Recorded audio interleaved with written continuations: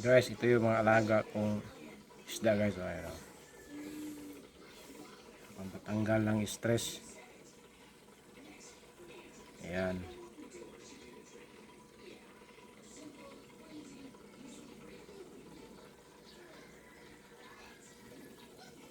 Ayan po sila mga alaga ko. Ano?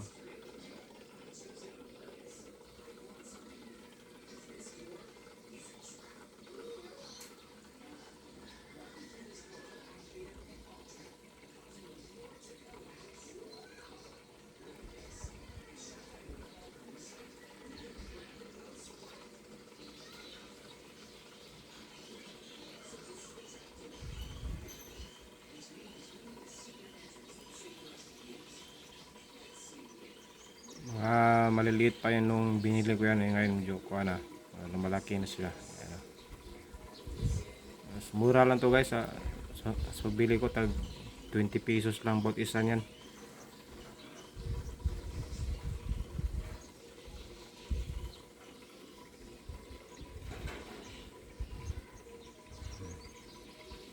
Pero ngayon ayun, mga malalaki na sila, no?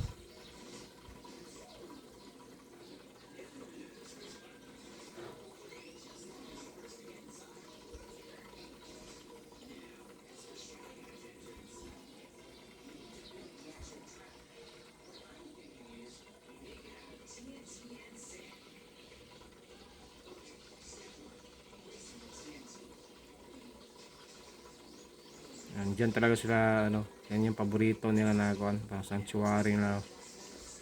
Diyan siya palagi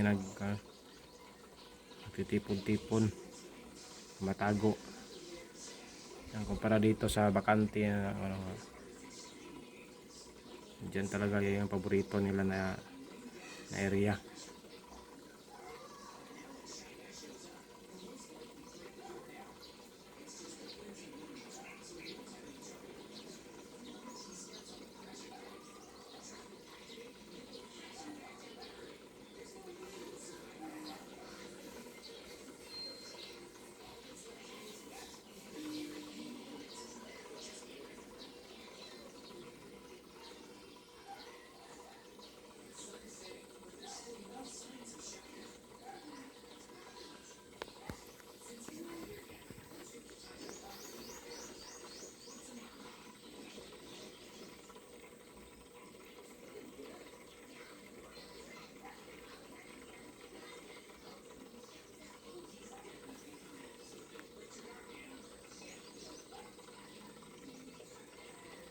Yung ginawa ko pala dito guys, para makatipid sa kuryente, kasi hindi naman pala kailangan na 24/7 tumatakbo yung kuan, yung oxygen, kasi nabubuhay pa naman yung mga isda. Kaya ginagawa ko diyan, bumili ako ng programmable na timer. So ayun, ito yung timer na yun guys. So programmable na timer yan siya. Connected to sa fan. So ginagawa ko diyan, every 4 hours lang sa katatakbo itong oxygen pump. Every 4 hours siya. Tapos tatakbo siya ng mga 1 hour. So magbigay siya ng oxygen dito sa tubig for 1 hour. Then after that, pahinga siya for 3 hours. Pahinga siya. So pagkatapos yan, tatakbuhan naman siya ng 1 hour. So ganun lang yung rotation nito. So at least katipid ka sa kuryente, kaysa tatakbo siya ng 24/7. So, gusto kayo gusto niyo magpaturo kung anong bibilin, anong klaseng timer, so pwede kayo mag PM sa akin, ibigay ko sa iyo yung specs para pwede rin magkabit ng ganito sa mga aquarium ninyo.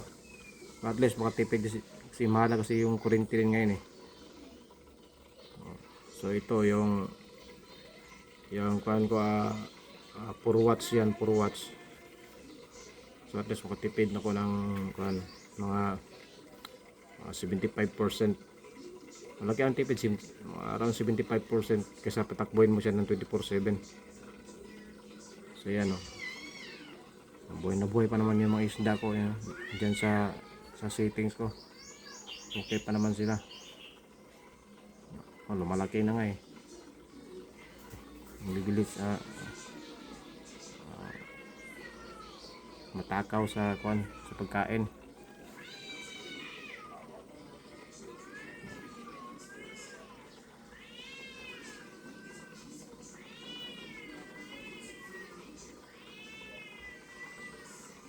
Sige, yan na muna guys.